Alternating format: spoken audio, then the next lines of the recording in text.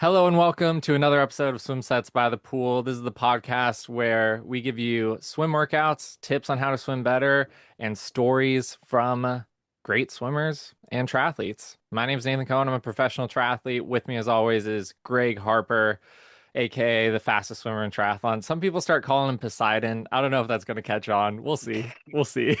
um, and we have a super special guest today. His name is Simon Shi. He was a formal collegiate swimmer. Now he's a pro triathlete doing Ironman 70.3s. He dusted me in a 200 freestyle a couple weeks ago, and I'm still not over it. But yeah, Simon, how are you doing? I'm good. Thanks for having me. Nice. It's great to have Simon on. And I just want to say one quick thing before we start. This show is sponsored by Blank Sports Nutrition. They are an awesome company where you can customize your own sports nutrition, drinks, gels, bunch of stuff. I personally like the custom drink mix. I mix the root beer and the apple flavor, and I sip that poolside. I ride my bike to the pool, it's heating up, and you can even like add more sodium, add less. So on my recent order, I added a little more sodium, summer heating up. So I take that with me on my bike, sip it on the way to the pool, and I just put it poolside. And yeah, it's great. So thanks to Blank Sport Nutrition, we have a discount code for you guys, swim sets for 10% off. If you buy some, help support the show. And also, they're just an awesome company. Me and Greg, we're both friends with Mike Arshita. He started the company. He's a pro triathlete. I don't know how he does it. He's still racing pro and like doing this whole startup thing. And he probably works harder than most of us. But yeah, go All support of us, them. dude. All of us. All of us. Well, by the way, I'm good too, Nate. Thanks for asking. You only asked Simon how he was, so I'm Oh doing good yeah. How too. are you I just doing, want to Greg? let everyone know that I'm doing okay over here. So I know Nice, it's nice. Simon's episode, but I'm still here. I'm still here. Um, but yeah, we're super pumped to have Simon on. Like Simon comes from a collegiate swim background and now has gotten into triathlon, so it just creates a unique set of challenges, as you try to like navigate into running, coming from a swimming background, all that type of stuff. So we're excited to hear from him and get a little bit of that swim speed that we see him posting. Always impressive things that I see Simon do in the pool. So yeah, it's good to have you on, man. Yeah, Nice. thank you. Okay. So Simon, tell us like how'd you get started in just a little brief in a nutshell, like swim background, collegiate swimming, and then what made you switch to triathlon and like when did you make that switch? Yeah, for sure. So I started swimming around 7 years old. My parents put me in the local summer league swim team, and I started year-round swimming at 11. And that's when I kind of picked up swimming like, 3, 4 times a week as a little kid and really loved it. I played basketball, baseball, tennis, but ended up picking swimming in high school because I wanted to swim in college. And throughout high school, I got a little bit faster, got recruited to swim at Virginia Tech from 2016 to 2020 while studying computer science, got my degree, and then started work after as a software engineer.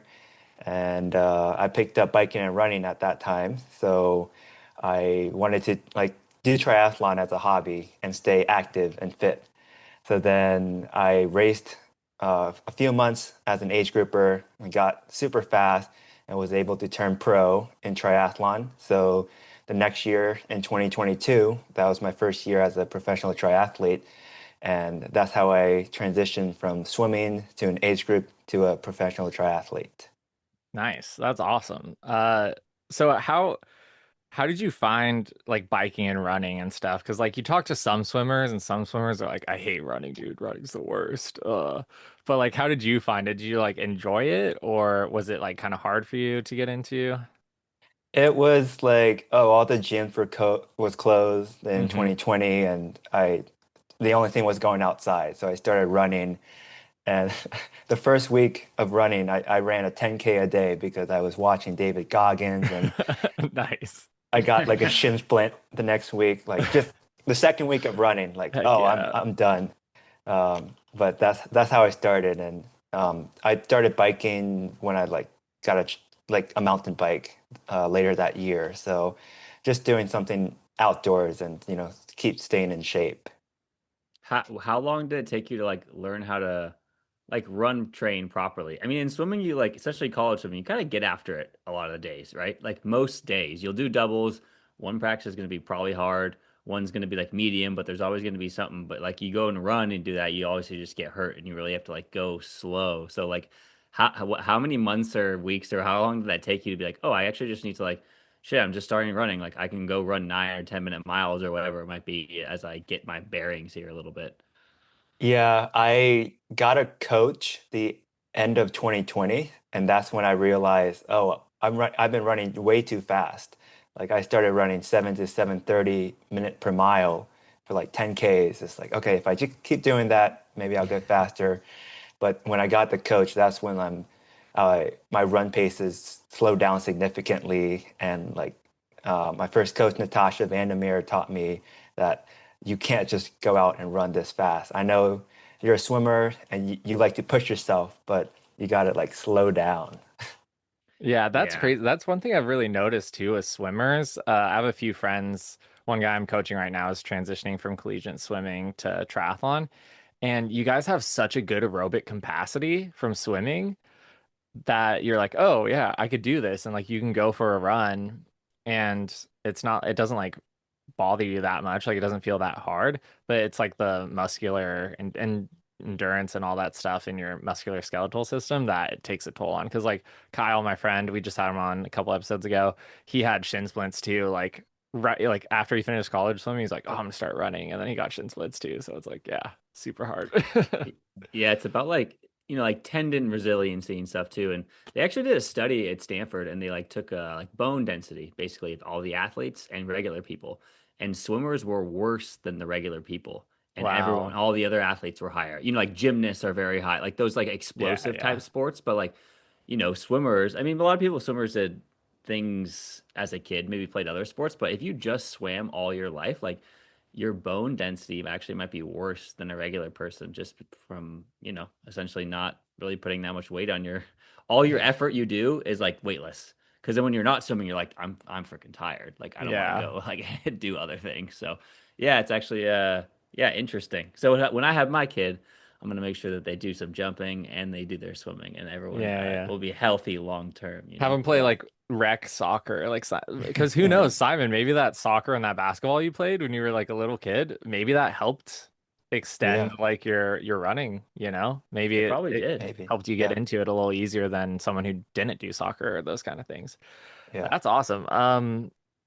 Yeah, what do you think was your hardest triathlon? Like, was it your first one, or like was the first one just like a sprint or whatever? And then like, what do you think was like the hardest one that you did in like the Uh, early stages, like the first year, I guess? yeah. I I think the first one actually, it was Okay. Ironman 70.3 St. George Oh, nice. in 2021, and that's when like you saw the Sam Long and Lionel Sanders epic battle to the finish.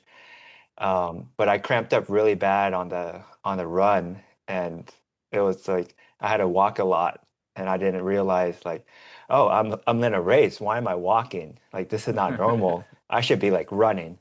But it was like hilly, like two loop, like uphill, downhill, uphill, downhill, and it was hot. But like that's when I learned, okay, like I really have to focus on my nutrition, and I can't like overbike or I'm gonna suffer in the run.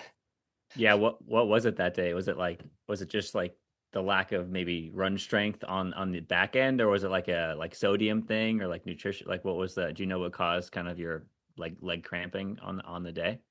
Yeah, it was like not enough liquid. I remember like going up Snow Canyon.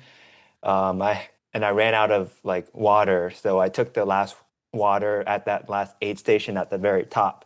Like that was 20 minutes away from transition two. So I just took a sip, a few sips, and threw it out. So I had no water in between that last aid station to transition two. And I think that's a big reason I was cramping up.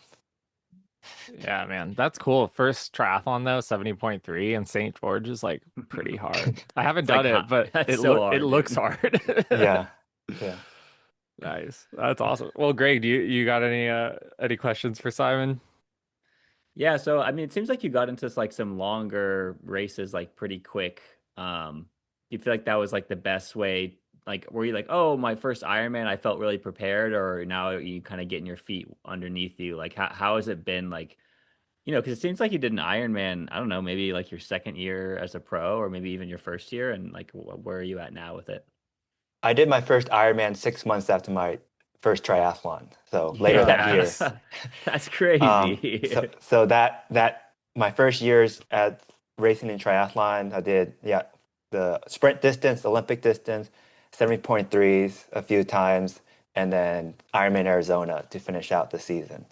So I just wanted to do everything, and I'm not like, oh, wait 5 years and then have my Ironman debut and have like some cool hype me up for Yeah. this Yeah, Ironman, yeah. but just do it, and let's just see how it goes. Nice. That's awesome. Hey, some people their first triathlons are Ironmans. So Yeah. that's 6 months. That's a good amount of preparation. At least you like Is it? Is it though? No, I'm just I, kidding. I mean, it's not the worst. It's not the worst amount of preparation. I feel like you see these influencers on YouTube. They're like, "Oh, I did an Ironman with no training." I feel like people do that kind Yeah. of stuff. Yeah. But Simon at least had 6 months, so hey, that's pretty good. But yeah, that's awesome. So, yeah, how do you find the open water swimming part in the triathlon? Because like you came from this college swimming background and stuff in Virginia. I'm guessing you probably didn't swim a ton in open water growing up. I don't know what the open water scene is No. like in Virginia. So like how was open water swimming in the triathlon? Because you probably went into it thinking like, oh, I'm a good swimmer. I'm gonna crush this. Like I'm gonna dust all these triathletes. But then like what was it like actually doing it?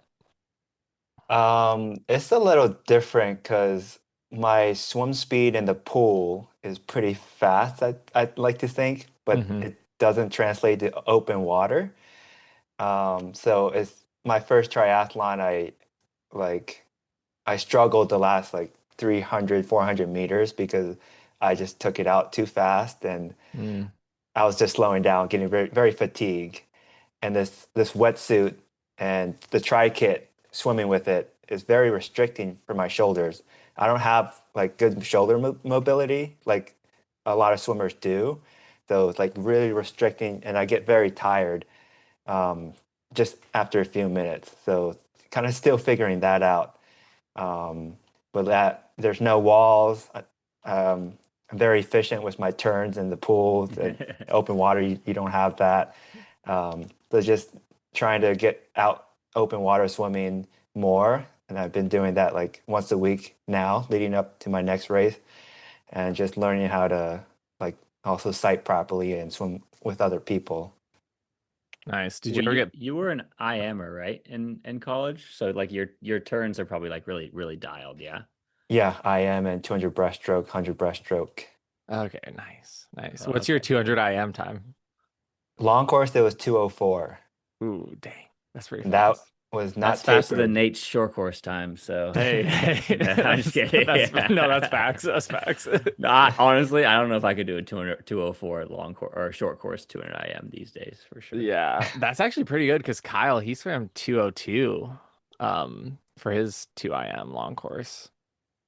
Yeah, Wow. that must have been like really was right close to Olympic trials or like Yeah, just off of it. probably. Or maybe It at was Olympic trials. I don't it know. was point 0.8, and I did that in a November fall meet, Mhm. untapered, unshaved.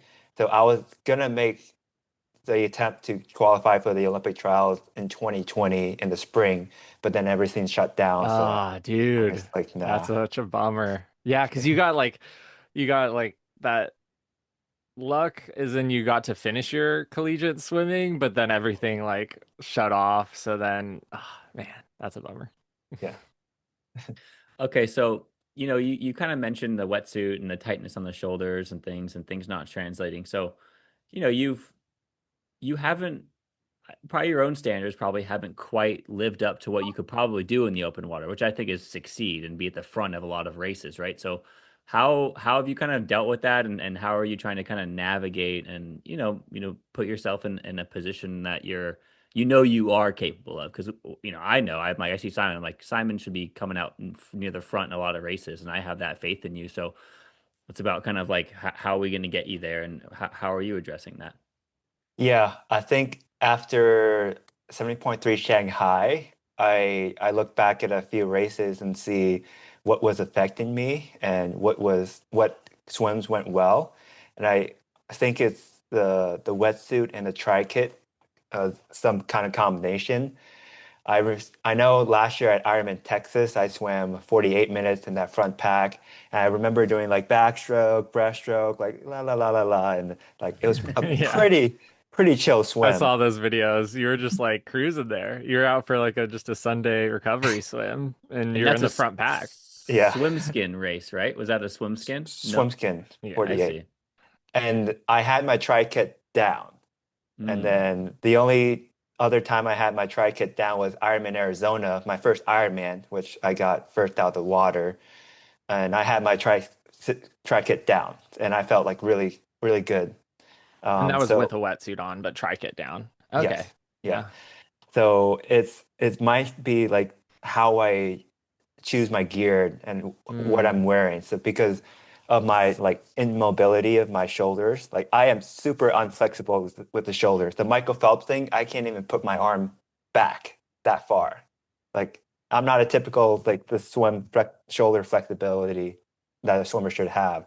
So Hmm. I get really tired, and I think something I'm excited to try for the next race at Boise is to have the tri kit down again. But it's such a pain getting out the water and like putting it back on. But Yeah. it might be worth it. Well, hopefully it's a Yeah, no. long run from the transition. So you have time.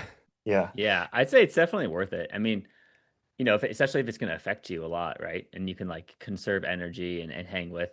And it's a pain, but you have like you like will put your bike and do like transitions at the pool. I feel like you'll just like do it. Like some triathletes are like sometimes me, I'm like, oh, it's kind of like weird to do things, but you have like no fear on that stuff. It's like I know you'll just practice it. yeah, You'll practice the run and you'll get it dialed, dude, and you'll be able to get it up quick. I mean, it's harder in a race and like the material's so thin and they're like aerodynamic suits, but I think if you practice it a few times, like you'll be freaking dialed for it. And I think that's a good call. It seems like it probably could be a swim skin race at Boise too. I mean, I know it's Hmm. just hot as heck there, so it Yeah. seems like maybe that's the case. yeah. Yeah, it might be a swim skin race. So that's probably even better for you too. Do you feel like you swim better in a swim skin versus a wetsuit? Like the For feel, like your feeling of the water? yeah, I get so tired in a wetsuit. Mm, So yes, Yeah, yeah. and I know that feeling too of like when the shoulders like kind of go and like they're so fatigued, like you just have like nothing. You have no lift, right, or anything, and it's like no poppiness to your stroke, and then you just like kind of sink a little bit. So I'm assuming that's kind of like the sensations that you're feeling sometimes when you get out there. yeah, and it's horrible. Like I have to on my back and just float. Like like this is middle of the swim. Like because I'm so like tight. Yeah, that's crazy. Wow. Do you do any like strength stuff to like try and work on that shoulder strength or shoulder mobility? Like I know you go in the gym quite a bit. Like, are you trying to address that in the gym as well? Do you think that would be helpful? I do, yeah, I do have a strength routine, and then yeah, the upper body. So I do lift quite a bit. Okay. Um, it's just I think it's just the gearing choice. I know, Mm, like, and then I also looked at Michael Phelps at the 2008 Olympics freestyle. He wore the full suit, full body suit, and butterflies only the leg skin, so the waist down. So mm, because he had problems doing butterfly with the full body suit, so uh, I think that's what's the same with me with the tri kit. mm, Have hmm. you ever worn a sleeve? Like I'm super like sleeveless wetsuits are a scam because I just think sleeved wetsuits are just faster. They are, right? They are faster. However, if there's a scenario like you, right, where like it's really affecting your shoulders, you have like, maybe they're a little tight for a normal swimmer, and you're already so good, like your body position's good, like you're a great swimmer. Have you ever worn not like an Xterra sleeveless wetsuit, like which are like no offense, like pretty low quality, like a good, I don't even know if like the good brands make them. Have you ever tried like I mean, you're sponsored by DeBoer, right? Do they make a sleeveless wetsuit? Yeah, so I'm actually getting the DeBoer 3.1 wetsuit. So I think I'm in Arizona. I might be wearing that, or if Boise is wetsuit, then I'll be wearing the sleeveless wetsuit. But I started with the Xterra wetsuit, And I've had some pretty fast times in that Mm. when I first started. And I always think like, oh, if I just wore a Speedo, I could swim faster than what I swam at Shanghai, Oceanside, Texas. Like it's crazy. So it's yeah, it's my shoulder That problems. that seems like a good move too. And you if you put the tri suit down and have the sleeveless, like because it's still a lot of flotation and everything, and then can kind of get that mobility, Yes. like find your rhythm a bit. I think that's a smart move for sure. Yes. For sure. Nice. Looks like I'm gonna have to get on Simon's feed at Boise 70.3 then, because he'll be Oh yeah, swimming you guys have fast. a showdown, huh? Yeah, we're gonna Uh, showdown. We've only showed down. I actually don't know if we raced that race in Long Beach a while ago, but we did race in Ironman Canada, which was a bummer for both of us because there was Yeah. no swim at that race. It Yeah. wasn't even really a race for me. I kind of just did the whole thing by myself because I started at the back. It was like a time trial start, but I beat Simon there just for the record. all right, I got another question for you, Simon. So you talk about pool swimming, and I watch you swim too, and it seems like you swim freestyle, you have like a very maybe like high catch, like you're very efficient, all that. So have you tried to change your stroke for the open water at all, or like do you find yourself going to a different stroke, or is that something that you're don't worry about or actively are thinking about? Yeah, a couple weeks ago, I was with Nate, and he was telling me how I should shape my strokes for open water to like higher tempo, and in the pool I enter like very close to the surface and very efficient and have a huge catch. So he said going like a little lower, like maybe 10 inches low below the surface, so I can have a higher tempo. I think that's just the main thing, and I've Mm, been kind of practicing that. nice. Nice. That seems pretty good. Well, and from what I hear with your shoulders and things too, it's like if your shoulders end up getting sore, like saying you're wearing a sleeved wetsuit, the first thing to go is going to be like that power and lift at the front of your catch. Like Hmm. that's where the shoulder strength comes into play. So if it's like all of a sudden tight, then you try to catch there and you just like you have nothing, and then you'll just like slip through a bit. So like shooting your sights a little lower, um, might work. But obviously if you have the sleeveless wetsuit, maybe it'll just kind of fix everything as well too. So Yeah, no, that's good advice for Nate. And something is like you have to kind of like work through and like try out, right? And see what works for you, right? yeah, Mhm. yeah. Yeah, I mean that advice was something Greg told me actually a little bit. Like I sent him a video of me swimming. He's like, just put your hand in like a little deeper. And then I started doing that and I was like, oh, this is the way. It just clicked for me. Like something about that. It just like helped me like get a lot better of a rhythm. And my pool times aren't super fast, but I feel like I swim more competitively in like open water and stuff, which is obviously what I'm Mm, going for. Well, I think mhm, about it like a pro swimmer is like trying to swim perfectly for 2 minutes with this insane catch. And like they spend their whole life's existence trying to do that. So when you get into the open water or like even us and training in a daily basis, it's like we're not pro swimmers, like we just I think that strength to sustain that high of a catch can be super challenging. So yeah, something that I always try to think about or and my hand ends up going super low sometimes on the catch, but I'm like, if I can catch water where it enters and it's low, it's still pretty good, I think, right? Rather than trying to go too high. Hmm. yeah. And I've Nice. been counting my strokes, so like I can hit 100, like 2100s with 15, 10 seconds rest with like 12 to 13 strokes per 25 yards and still go like 101, 102s. But now I'm doing the same thing, but taking 15, even 16 strokes and going like 1 minute, 101. It's a little faster, but that higher tempo and working on sustaining that tempo for like 2100s. Interesting. Yeah, and you might be able to lay off the legs a little bit too if you like the stroke rates higher as well. Oh yeah, Like yeah, that's like an added benefit. Now I take 14 to 16 strokes in 25-yard pool too. So yeah. and I don't know if you remember Chad Latourette. He swam at Stanford and he like got third in the mile at Olympic trials. But I think he took like 16 strokes every single lap, an entire mile, and swam like 14:40 or something. So like there are great Dang. swimmers who take quite a bit of strokes. I mean, Yeah. that's not really a lot of strokes in terms of triathletes who might take 22, but when you Hmm. get swimmers, they're like some of them are taking eight, So it's finding that Nice. balance was so yeah, good advice from Coach Nate over there, or something Yeah. to Yep. try I out. think I'm more like 16 strokes for a 25-yard pool, 16 or 17. But yeah. And I'm kind of tall too. I'm like 6'2", so I have kind of long arms. But I also like don't really dolphin kick off the wall either. I do like half a dolphin kick. But Only yeah. for Instagram, he does like these nice underwaters, Yeah, huh? yeah, only for Instagram. If you're filming me, I'm gonna have the most like nice stroke, hopefully. Then if you just see me, it's like when someone filmed Greg at the RTS camp and he like didn't even touch the end of the wall. Put me on blast. Yeah, that was Yeah. hilarious, dude. That was so funny. Okay, so Simon, what's next for you? You got Boise, and you said maybe Arizona at the end of the year. Is that kind of what's on the docket? Yes, those two races,